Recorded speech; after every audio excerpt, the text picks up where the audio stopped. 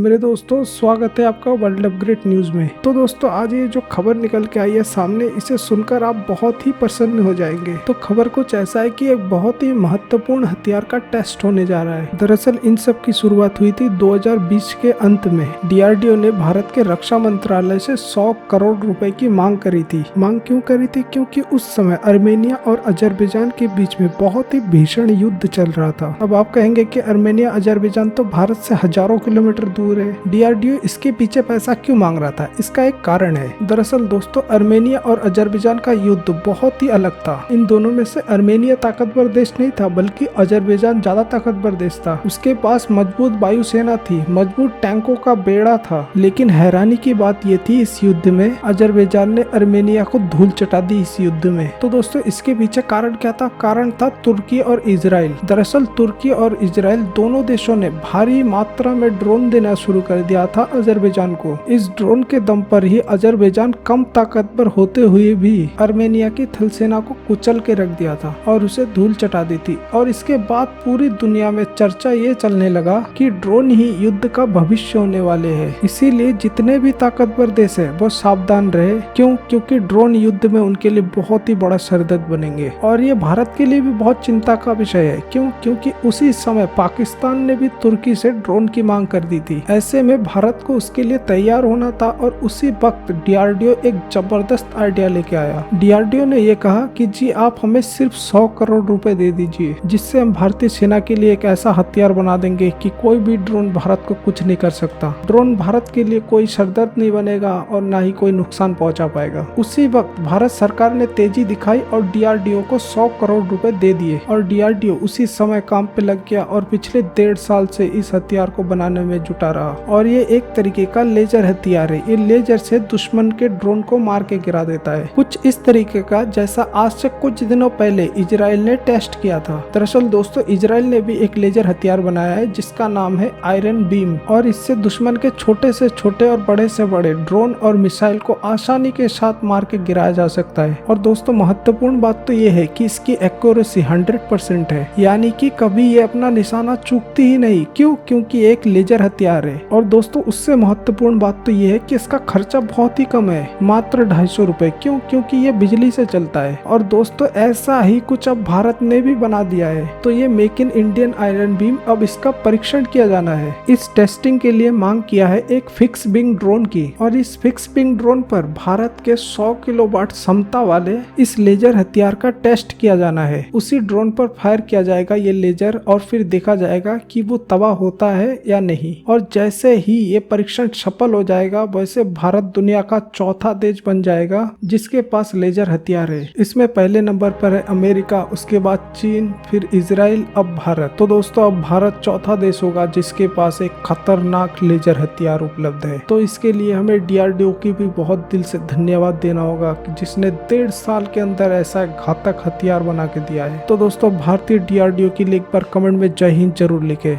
और दोस्तों, हमारे साथ जुड़ने के लिए आपको तहे दिल से धन्यवाद।